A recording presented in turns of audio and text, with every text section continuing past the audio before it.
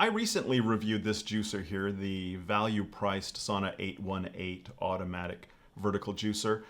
And in that video I noted that one of the reasons Sauna was able to keep the price more affordable was by focusing exclusively on juicing. They didn't include any extraneous accessories like stainless steel containers, vacuum pitchers, or sorbet screens, just laser focused on juicing.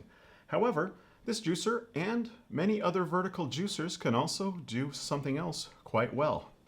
Hi, it's Dan with EUJUICERS.COM, and in this video I'm going to show you how the Sauna 818 can make nut milk. In this case, I'm going to be making cashew milk. Now, can your vertical juicer do this too? It probably can, as long as it has two things on it. First of all is something like this, a stainless steel juicing screen. Some modern vertical juicers have a different kind of screen that involves interlocking plastic parts. That won't be nearly as effective. But something like this with the metal mesh and the little holes will work really well with making nut milk.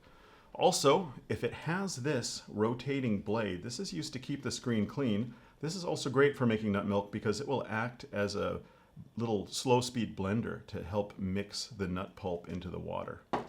The other thing you need on your vertical juicer is a juice tap, something like this, because you need to be able to keep it closed so that the water and the nuts can mix while you're operating. But if you've got both of those on your vertical juicer, you're good to go. So let's get started. Now, normally when I'm making a video showing nut milk, I use almond milk. That's because almond milk is the most popular kind of nut milk. But today I'm trying something new. I've never made this before. This is cashew milk.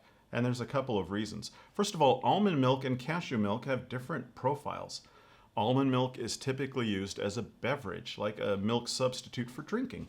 That's because it has the right texture. It's kind of lighter. It also has a distinctive nutty flavor that some people like. And you can add things to it like a little vanilla or cinnamon or maple syrup to kind of perk it up into a real tasty milk substitute.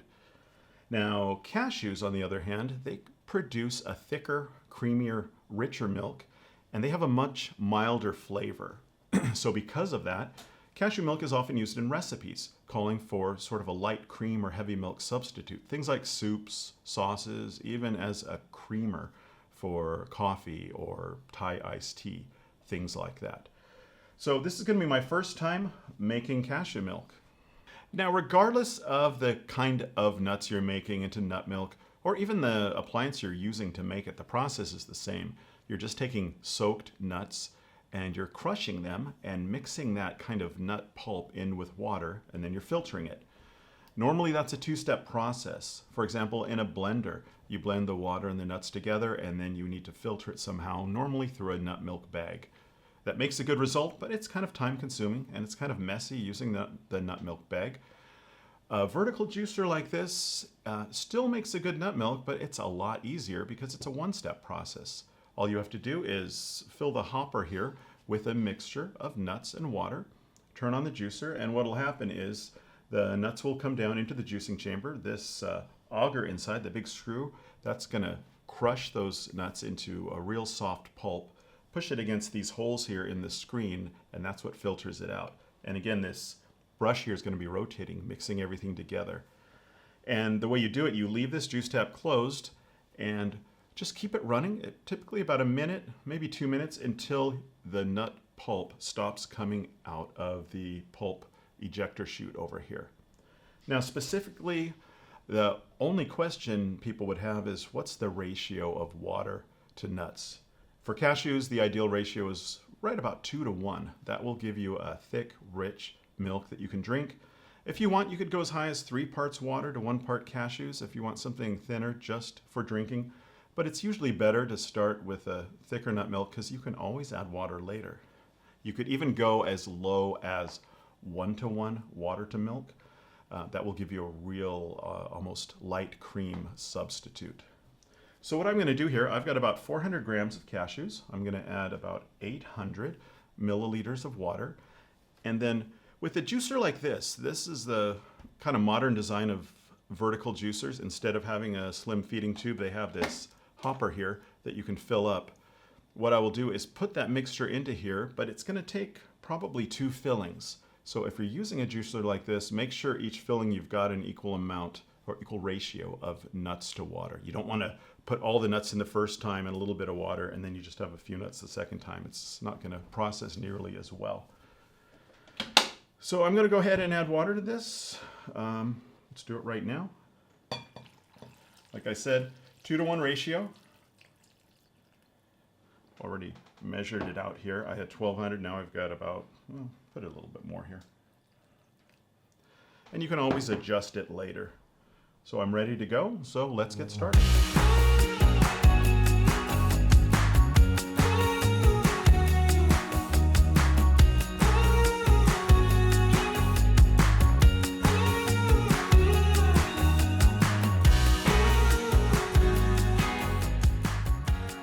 Everything's done here. It took me 2 passes to run it through.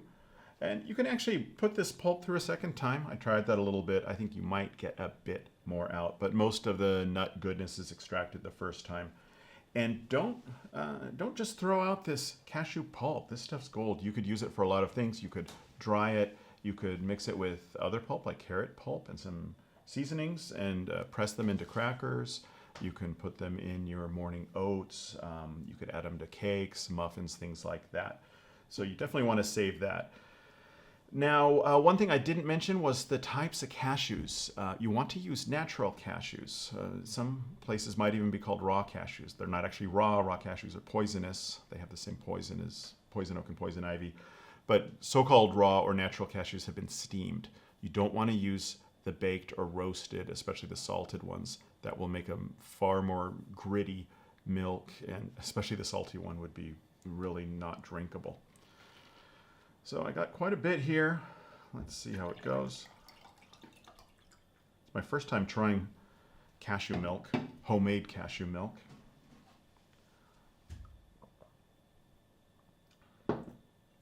Yeah, that's good. It's a little sweet. You know, cashews are kind of naturally sweet. It's definitely sweeter than almond milk. Has a smooth flavor, or smooth texture, creamier, definitely thicker than almond milk. I do taste a bit of the cashew particles. So theoretically, I could strain this through a nut milk bag if I want, but they're really minute in there. And it adds a good sort of texture to it. So yeah, I think I'll put this in a vacuum pitcher and take it home for the family for their morning oats. And that'll do it. It's a simple process. I'd be interested if you've made nut milk, or if you've made other kinds of nut milk. I've been reading about macadamia nut milk. That's something I really want to try, but they're so expensive. I'd be curious to hear if you've had experience with that, or if there's other ways you use to make nut milk and how it goes. So thanks for watching. I'm Dan with EUJUICERS.COM, and I'll see you next time.